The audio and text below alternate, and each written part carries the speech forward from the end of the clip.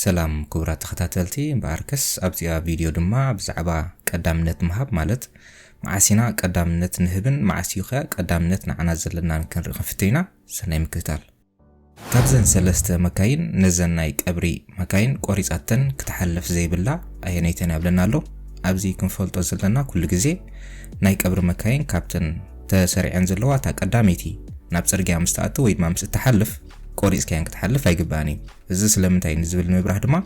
ንስለ ኣኽብሮት ነቲ ናይ ሓዘን ወይ ድማ ነቲ ናይ ቀብሪ መካይን ብምባል ክትቆርጸን ኣይግባኒ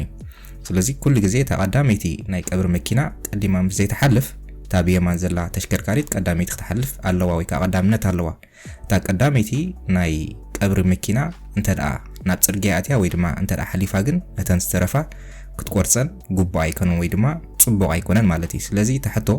ካብዘን ሰለስተ ኣብዚ ጽርግያ ዘለዋ መካይን ነዘን ናይ ቀብሪ መኪና ቆሪፃተን ክትሓልፍ ዘይብላ ኣየነይተን ያብለና ኣሎ ከም ንዕዘቦ ዘለና ዛ ቀዳመይቲ ናይ ቀብሪ መኪና ኣትያ ኣላ ናብ ጽርግያ ወይ ድማ ሓሊፋ ኣላ ስለዚ ሰለስቲአን ናብ ጽርግያ ዘለዋ ተሽከርከርቲ ማለት ቀጠልያ ቀያሕ መኪናን ታ ጻዕዳ መኪናን ክቆርጸን ኣይግብአኒ ስለዚ መልስና ሐ ሰለስቲአን ተሽከርከርቲ ማለት እዩ እዘን ወተሃደራውያን መካይን ክሳብ ዝሓልፋ ደው ክትብል ይግባኣካ ድዩ ይብለና ኣሎ መልስና ኣይፋልዩ ኣብዚ እውን ክነስተውዕለሉ ዘለና ንስኻ ናብ የማን ትዕፀፍ ነርካ እንተ ትኸውን እሞ እዛ ቀዳመይቲ ናይ ወተሃደራዊት መኪና ድማ ሓሊፋ እንተደኣ ትነብር ነይራ ኣብ መንጎተን ወተሃደራውያን መኪና ኮንካ ክትጓዓዝ ስለ ዘይብልካ ወላ እኳ ብየማን እንተ መጻኻ ኩለንተን ወተሃደራውያን መካይን ክሳብ ዝሓልፋ ደው ኢልካ ክትሕልፈን ይግባእ ንስኻ ትኺልካ ክሳብ ትኸይድ ዝሃለኻ እሞ ከዓ ብየማን ትመጽእ ስለ ዘለኻ ግን ንስኻ ቀዳምነት ኣለካ ስለዚ እዛ ዓባይ መኪና ወይ ከዓ እዛ ዓባይ ወተሃደራዊት መኪና ደው ኢላ ንዓኻ ክትሕልፈካ ኣለዋ ስለዚ እዘን ወተሃደራውያን መካይን ክሳብ ዝሓልፋ ደው ክትብል ኣይግባእካኒ ነዘን ናይ ቀብሪ መካይን ቀዳምነት ክትህበን ኣለካ ድዩ ይብለና ኣሎ መልስና ኣይፋልዩ ብክልተ ምክንያታት ተቀዳማይ ንዓኻ ቀዳምነት ኣብ ዝህብ ጽርግያ ስለ ዘለኻ ካልኣይ ድማ እታ ቀዳመይቲ ተሽከርካሪት ናይ ቀብሪ መኪና ናብ ጽርግያ ስለ ዘይኣትወት ወይ ድማ ስለ ዘይሓለፈት ንስኻ ንኽትሓልፍ ቀዳምነት ኣለካ ስለዚ እተን ናይ ቀብሪ ተሽከርከርቲ መካይን ደው ኢለን ንዓኻ ክሕልፋኻ ኣለወን ከም እትዕዘብዎ ዘለኹም ኣብ ስእሊ ንዓኣተን ቀዳምነት ንዓኻ ንክህባኻ ኣብ ጽርግያ ምልክት ኣለወን ደው ኢለን ክሳብ ዝሃለዋ ንስኻ ቀዳምነት ኣለካ ማለት እዩ ነዘን ወተሃደራውያን መካይን ክሳብ ዝሓልፋ ደው ክትብል ኣለካ ድዩ ይብለና ኣሎ ተመሳሳሊ ናይታ ቀዲምና ዝመለስናያ ሕቶያ ደው ክትብል ይብልካን ምክንያቱ ቀዳምነት ንዓኻ ስለ ዘለካ እዩ ንስኻ ናብ ጸጋም ትዕጸፍ ነርካ እንተ ትኸውን ግን እዘን ናይ ወተሃደራውያን መካይን ክሳብ ዝሓልፋ ደው ክትብል ኣለካ ምክንያቱ ኣብ መንጎተን ወተሃደራውያን መኪና ኮንካ ክትጓዓዝ ስለዚ ፍቀድ ስለዚ መልስና ኣይፋል ትኺልካ ክትከይድ ደሊኻ ኣለኻ እዘን ወተሃደራውያን መካይን ክሳብ ዝሓልፋ ደው ክትብል ኣለካ ድዩ ይብለና ኣሎ መልስና እወ እዩ ምክንያቱ ኣቀዲማ ከም ዝሓበርኩኹም እታ ቀዳመይቲ ተሽከርካሪት ናይ ወተሃደራዊት መኪና ሓሊፋ ኣላ ኣብ መንጎ እዘን ወተሃደራውያን መካይን ኮንካ ክትሓልፍ ወይ ከዓ ክትጓዓዝ ስለ ዘይብልካ ኩለንተን ወተሃደራውያን መካይን ክሳብ ዝሓልፋ ወላ እኳ ቀጠልያ ሴማፎር ንዓኻ ሂብካ እንተሃለወ ደው ኢልካ ክትጽበ ይግባእ ክሳብ ኩለን ዝሓልፋ ማለት እዩ ስለዚ ኩለን ክሳብ ዝሓልፋ ተን ወተሃደራውያን መካይን ደው ክትብል ኣለካ ይመልስና ወይ ድማ እወ ትኺልካ ክትከይድ ደሊኻ ኣለኻ ነዘን ወተሃደራውያን መካይን ቀዳምነት ክትህበን ይግባእካ ድዩ ይብለና ኣሎ መልስና እወ ብርግጽ እዩ ምክንያቱ እዘን ወተሃደራውያን መካይን ብየማን ስለ ዝመጻ ዘለዋ ኩሉ ግዜ ብየማን ዝመጽእ ድማ ቀዳምነት ኣለዎ ስለዚ እዘን ወተሃደራውያን መካይን ብየማን ይመጽእ ክሳብ ዝሃለዋ ቀዳምነት ንዕና ኣለዎን ስለዚ ንስኻ ደው ኢልካ ክትሕልፈን ይግባእ ናብ የማን ክትጥወይ ደሊኻ ኣለኻ ነዛ ወተሃደራዊት መኪና ቀዳምነት ክትህባ ይግባእካ ድዩ ይብለና ኣሎ መልስና ኣይፋልዩ ስለምንታይ እንተደኣ ኢልና ንስኻ ሓፂር ኣንጎል ኢኻ ክትጥወ እታ ብፊትካ ትመጽእ ዘላ ወተሃደራዊት መኪና ግን ገፊሕ ኣንጎል ኢኻ ክትጥወ ስለዚ እቲ ዝሓፀረ ኣንጎሎ ዝጥወ ኩሉ ግዜ ቀዳምነት ኣለዎ ካብቲ ገፊሕ ኣንጎሎ ዝጥወ ማለት እዩ ስለዚ ንዓኻ ቀዳምነት ኣለካ ወይ ድማ ቀዳምነት ክትህብ ኣይግባእካን ይብዚ ቀዳምነት ንመን ኣለዎ ይብለና ኣሎ ክልተ ምርጫታት ኣለና ህ ትራም ወይ ድማ ናይ ጽርግያ ባቡር ለ ድማ እዛ ጻዕዳ መኪና ወይ ድማ ናይ ተልመደን መኪና ማለት እዩ ኣብዚ ቀዳምነት ንዓና እዩ ዘለና እዛ ትራም ወይ ድማ ናይ ጽርግያ ባቡር ኩሉ ግዜ ሕጊ ጽርግያ እናማለት እያ ትኸይድ ኣብቲ ጽርግያ ወይ ድማ ኣብ ቅድሚታ ትራም ከም ትዕዘብዎ ዘለኹም ድማ ቀዳምነት ንክትህብ ዘገድዳ ምልክት ተሳኢልላ ኣሎ ስለዚ ንዓና ቀዳምነት ኣለና ማለት እዩ ወይ ድማ መልስና ለጻዕዳ መኪና ቀዳምነት ኣለዋ ካብ ፌርማታ ንእትብገስ ዘላ ኣውቶቡስ ማዓሲና ቀዳምነት እንህብ ኣለና ኣሎ ሰለስተ ምርጫታት ኣለና ه أوشت كتما ل كاب كتما وصائي ح دما أوشت كتمان كاب كتما وصائن يبلنا له ملسنا أوشت كتما ويدما هيو كل جزء أوتوبوس كاب معرفيا ويدما كفيرمات أكتب جسن كلا أوشت كتمان تلأهليخا قدامنت نعاخ تبا يقبع كاب كتما وصا ويدما هب قطر وصاي مستهلجن كل جزء قدامنت نعاخ يزلك سلازت أوتوبوس طويلة نعاخا كتحلفك يقبع حتونا معاسيا ويكا معاسينا الأوتوبوس قدامنت نهبا سلازول زلوجن ملسنا ه أوشت كتما تراي إذا أوتوبوس كاب زفيرماتا توص ويكا تبقسالا قدامنت كنهبا يقبع دو يبلنا له كم نعزبو زلنا إذا أوتوبوس كاب كتما وصاي أزلا بخمين فلت نزول دما أبز تابيلا كاب نعزبو زلنا كاب هيلموند وصاي كاب زختما إذا هيلموند بحال كتما مودعتا إذا تابيلا تتخيل وازلوي إذا فيرماتا دما دحرت كتما ويدما كاب كتما وصاي سلازلا إذا أوتوبوس نعنا قدامنت كتبنا اللوا سلازي إذا أوتوبوس كاب فيرماتا كتوص ويكتب قسالا قدامنت كنهبا يقبع ديو أيقبع نعنا قدامنت زلنا إذا أوتوبوس كاب فيرماتا توص ويدما تبقسالا قدامنت كنهبا يقبع دو يبلنا له إذا زلنا بوتا أوشتي كتما هيلموند يزولو سلازي أوشتي كتما دما كل جزء نتا تبقسالا كفيرماتا أوتوبوس قدامنت كنهبا لنا سلازي ملسنا هو قدامنت كنهبا يقبع مالتي ويدما يقبع إذا أوتوبوس كاب فيرماتا توص ويكا تبقسالا قدامنت كتهبا يقبع دي يبلنا له ملسنا أيفالي سلامتاي نزبل دما إذا أوتوبوس توقع زول مسمر أبزي ناي باس لاين ويدما زلاتو مسمري كاب زلاتو مسمر كتوص أي فكراني ويكا أي قباني سلازي كأوتو بقيسا بمسمر حيزا سلاز تخيل نسخار ما نبت مسمر ناتا سلازي تأتو مع قدامنت كتهبا أي قبا كاني سخار من قدها تغطل نسا دما مسمر حيزا تغطل مالدي سلاز ملسنا أي قبان إذاك أيح مسكال ناي حادقا دمسي ولعا تمسالا تتصجعخا ክትሕልፋ ዲ ዘለካ ይብለና ኣሎ መልስና ኣይፋሊ ናቱ እኩል ቦታ ስለ ዘለዋ ንዓኻ ተጸግዕ ምኽንያት ይብልካን ጽርግያ መልኢ እንተ ዝኸውን ነይሩ ተሽከርከርቲ ግን ተጸግዕኻ ክትሕልፋ ግድነት ኣለካ ማለት እዩ ኣብዚ ግን ናጻ ጽርግያ ቦታ ስለ ዘለዋ ተጸግዕኻ ክትሕልፋ ይብልካን ነዛ ናይ ሓደጋ ምልክት ወሊዓ ትመጽ ዘላ ናይ ፖሊስ ማኪና ናብቲ ናይ ኣውቶቡስ መስመር ወጺካ ክትሕልፋ ይፍቀድ ይብለና ኣሎ መልስና ኣይፍቀድኒ ምክንያቱ እቲ ናይ ኣውቶቡስ መስመር ወይ ድማ ናይ ባስ ላይን ዝብል ዘሎ ናይ ኣውቶቡስ ጥራይ ዝተሓዘ እዩ ስለዚ እቲ ናብቲ ቦታ ከኣቱ ዝኽእል እቲ ፖሊስ ዳንበር ንስኻ ይኮንካን ስለዚ ንስኻ ኣብ መስመር ካትኸውን እቲ ፖሊስ ግን በቲ ናይ ኣውቶቡስ መስመር ገይሩ ንዓኻ ክሕልፈካ ይኽእል እዩ ስለዚ ኣይግባእን ወይ ድማ ኣይፍቀድን እዩ ሴማፎሮ ቀይሕ ወሊዑ ኣሎ ብድሕሪኻ ድማ ቀይሕ መስቀል ናይ ሓደጋ መብራህቲ ወሊዓ ደው ኢላ ኣላ ሴማፎሮ ሰጊርካ ከተሕልፋ ይፍቀድ እዩ ይብለና ኣሎ መልስና ኣይፍቀድን እዩ ሴማፎሮ ቀይሕ ክሳብ ዝሃለዎ ክትገብሮ ዝግባእካ ነገር ወላ ሓንቲ የለን እቲ እንኮ ክትገብሮ ትኽእል ናብ የማን ምጽጋዕ እዩ ኣብዛ ቦታ እዚኣ ግን ወይ ኣብዛ ኩነት እዚኣ ግን ክትገብሮ ትኽእል ነገር ስለዘየለ ንዓኻ ቀጠልያ መብራህቲ ክሳብ ዝውላዓልካ ብዓቕሊ ምጽባይ ጥራይ ስለዚ መልስና ኣይፍቀድን እዩ ሴማፎሮ ቀይሕ መብራህቲ ወሊዑ ኣሎ ጃኬትካ ንኸተውፅእ መቐነትካ ክትፈትሕ ይፍቀድ እዩ ይብለና ኣሎ መልስና ኣይፍቀድን እዩ እዛ ናይ ፖሊስ ማኪና ናይ ሓደጋ ምልክት ኣይወልዕትን ዘላ ቀዳምነት ክትህባ ይግባእካ ዲ ይብለና ኣሎ መልስና ብርግጽ ቀዳምነት ክትባ ኣለካ ስለምንታይ ንዝብል ድማ እዛ ናይ ፖሊስ መኪና ብየማን ስለትመጽእ ዘላ ብየማን ዝመጽእ ተሽከርካሪ ድማ ሁሉ ግዜ ቀዳምነት ኣለዎ ስለዚ ቀዳምነት ክንህባ ይግባእና እዩ እዛ ናይ መጥፋእቲ ሓዊ ማኪና ናይ ሓደጋ ምልክት ወሊዓ ኣላ ቀዳምነት ክትህባ ይግባእካ ዲ ይብለና ኣሎ መልስና እወ ብርግጽ እዩ ወላ ቀጠልያ መብራህቲ እንተወልዐ ነዛ ናይ ሓደጋ ቢምቦር ግን ቀዳምነት ክንህባ ኣለና ኣየናይ ታቤላ እዩ ዓባይ ናይ ጽዕነት ማኪና ንኽንቅድም ዘፍቅደልና ይብለና ኣሎ ክልተ ታቤላታት ኣለዉ ሰለስተ ምርጫ ድማ ኣለና ህ ታቤላ A ለ ታቤላ B ሕ ድማ ክልቲኣቶም ወይ ድማ ታቤላ A and B ንብለና ኣሎ መልስና A እዩ ኣብ ታቤላ A ከም ንዕዘቦ ዓባይ መኪና ንንእሽተይ መኪና ክትቅድም ወይ ድማ ዓባይ መኪና ንዝኾነ ተሽከርካሪት ክትቅድም ኣይፍቀድን እዩ ኣብ ታቤላ ቢ ከም ንዕዘቦ ግን ተሽከርካሪት መቅዳሚ ዘይፍቀድ በሓፈሻ ዝኾነ ዓይነት ተሽከርካሪት ንኻል ተሽከርካሪት ክትቅድም ኣይፍቀድን እዩ ኣብ ታቤላ A ግን ንእሽተይ ተሽከርካሪት ንዓባይ መኪና ክትቅድም ይፍቀድ እዩ ዓባይ ተሽከርካሪት ግን ንካል መኪና ክትቅድም ኣይፍቀዳን እዩ ስለዚ ንሕና ኣብ ታቤላ A ንዓባይ መኪና ክንቅድም ይፍቀደልና እዩ ኣብ ታቤላ B ግን ንዝኾነ ተሽከርካሪት ክንቅድም ኣይፍቀደናን እዩ ሕቶና ንዓባይ ተሽከርካሪት ናይ ጽዕነት መኪና ክንቅድም ዘፍቅደልና ታቤላ ስለዝኾነ ግን ታቤላ A የፍቅደልና እዩ ንዓባይ ተሽከርካሪት መኪና ንኽንቅድም ማለት እዩ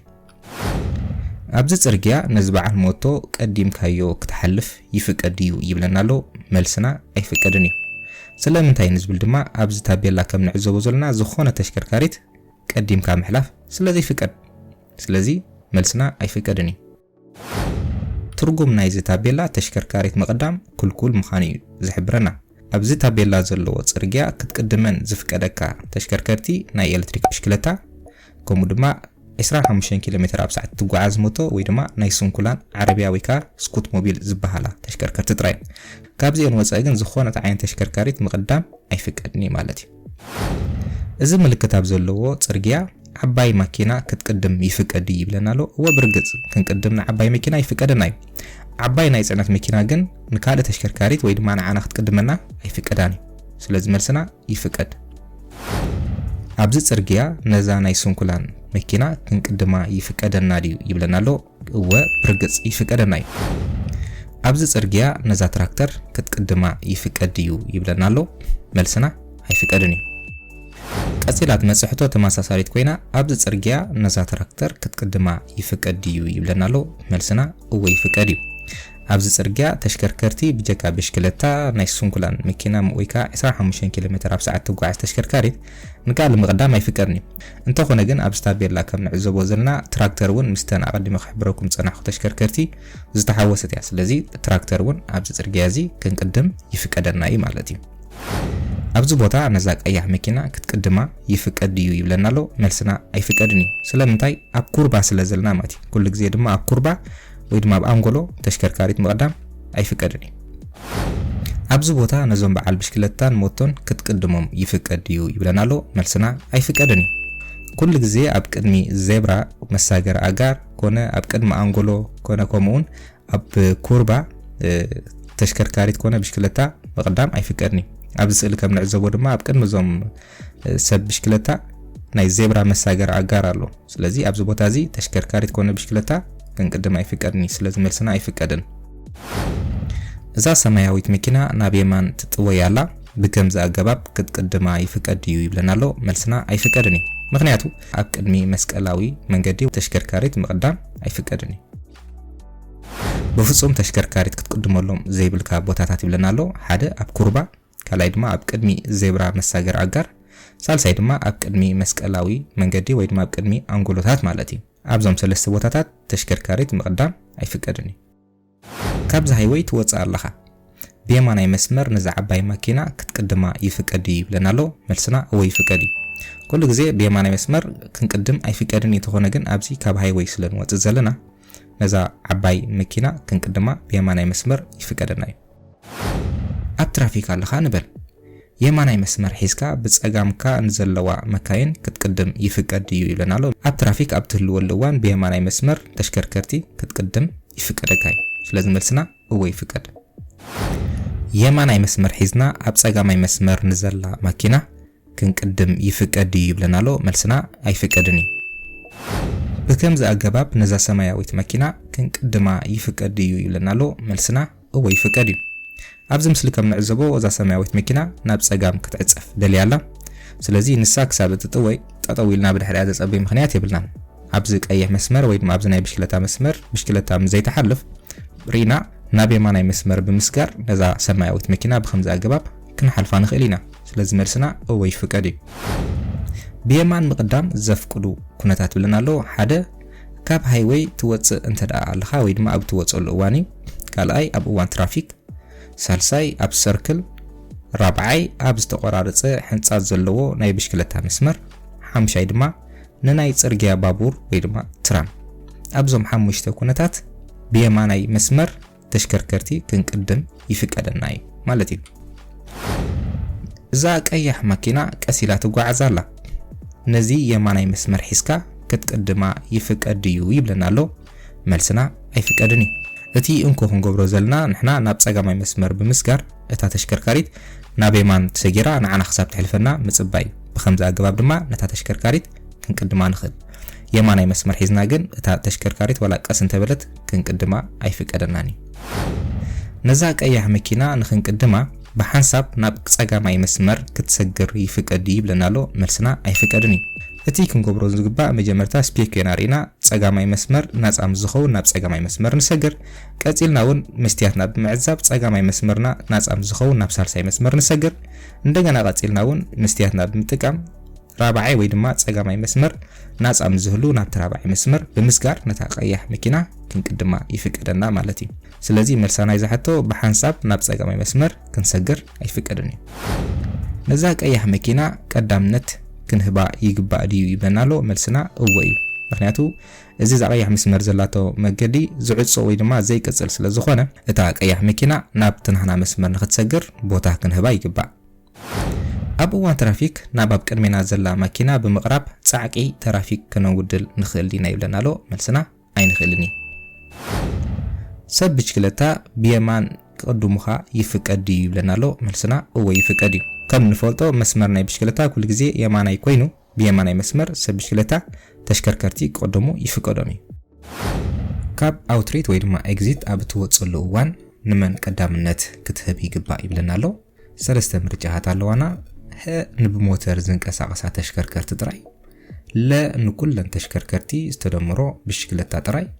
ሕድማ ንሰብ ኣጋር ጥራይ ይብለናሎ መልስና ለንኩለን ተሽከርከርትን ብሽክለታ ንኩላይ ማለት እዩ ካብ ማኪናኻ ኣብ ትወርደሉ እዋን ንሰብ ብሽክለታ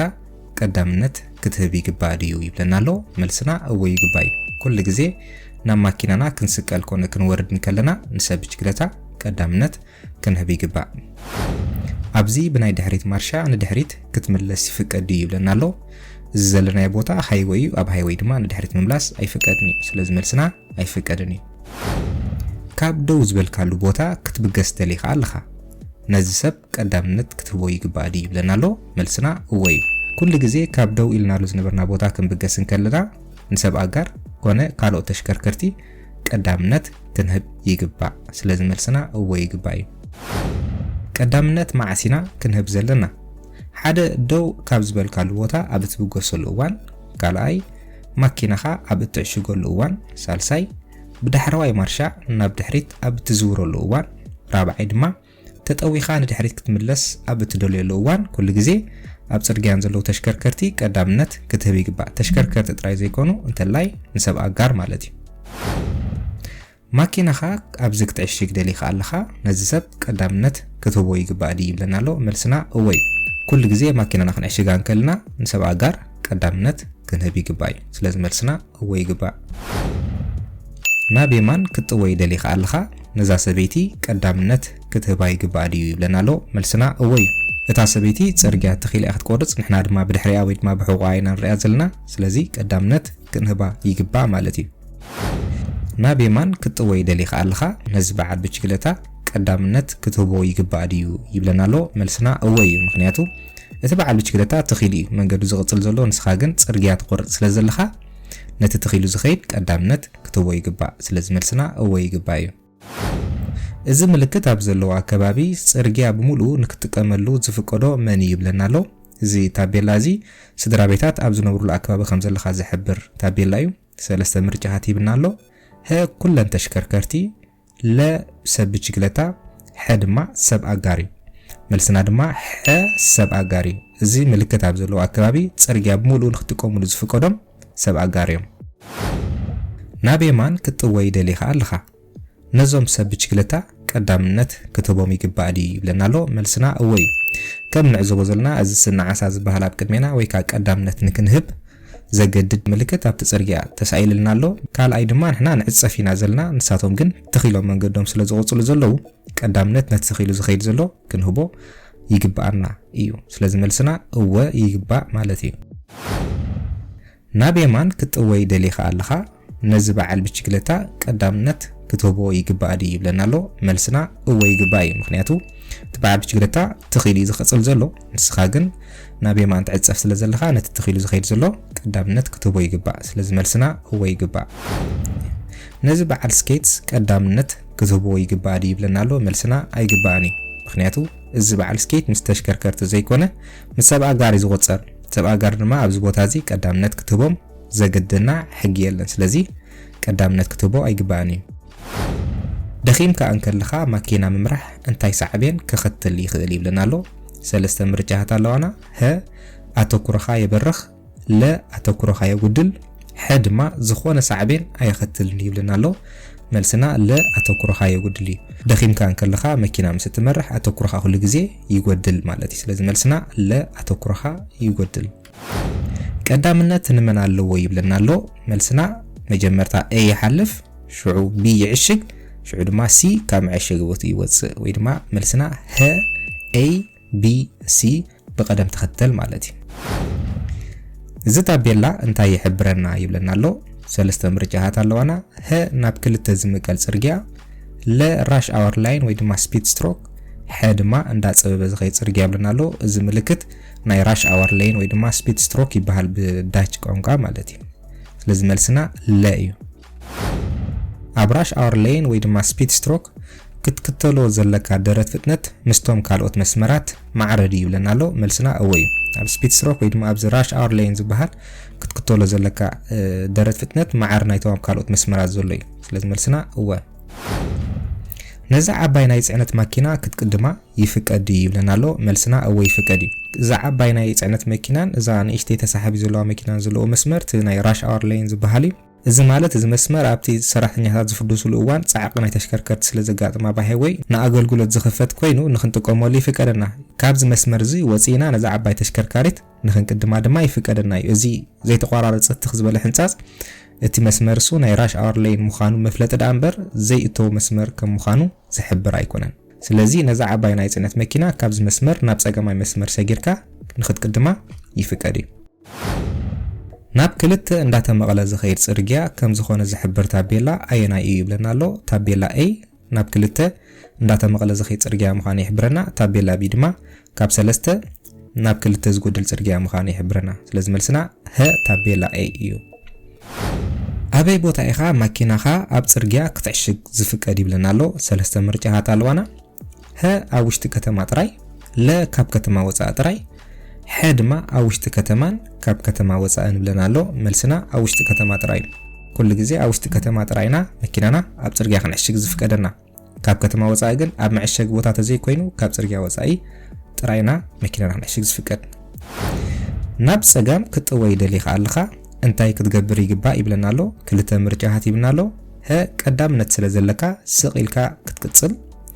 ለድማ ነተዓባይ መኪና ቀዳምነት ክትህባ ይብለናሎ መልስና ለነተዓባይ መኪና ቀዳምነት ክትህባ እዩ ዘዓባይ መኪና ንኽጥወይ ኣዝዩ ገፊሕ ቦታ ስለ ዘልያ ቀዳምነት ክትህባ ተመራጺ ማለት ስለዚህ መልስና ለ እዛ ዓባይ ናይ ጽዕነት መኪና ካብ ደው ዝበለትሉ ትብገስ ኣላ ቀዳምነት ክትህባ ይግባእ ድዩ ይብለናሎ መልስና እወ ይግባእ ዓባይ ናይ ጽዕነት መኪና ካብ ደው ዝበለትሉ ቦታ ኣብ ትብገሰሉ እዋን ኩሉ ግዜ ቀዳምነት ክንህባ ተመራጺ ስለዚህ መልስና እወ ይግባእ እንታይ ክትገብር ይግባእ ይብለናሎ ሰለስተ ምርጫታት ይብናሎ ه ናቤ ማን ብምጽጋዕ ነታ ዓባይ መኪና ቦታ ክትህብ ለእታ ዓባይ መኪና ተጸጊዓ ንዓኻ ቦታ ክትህብ ه ደው ክትብል ይብለናሎ መልስና ه ናቤ ማን ብምጽጋዕ ነታ ዓባይ መኪና ቦታ ክንህባ ይግባእ ማለት እዩ ስለዚህ መልስና ه መኪናኻ ኣብ ኣፍ ደገ ሱፐርማርኬት ክትዕሽግ ደሊኻ ኣለኻ ካብቲ መዕሸግ ቦታ ድማ ካልእ መኪና ትወጽእ ኣላ እንታይ ክትገብር ይግባእ ክልተ ምርጫታት ኣለዋና ه ደው ኢልካ ቀዳምነት ክትህባ ለድማ ንስኻ ቀዲምካ ክትዕሽግ ይብለናሎ መልስና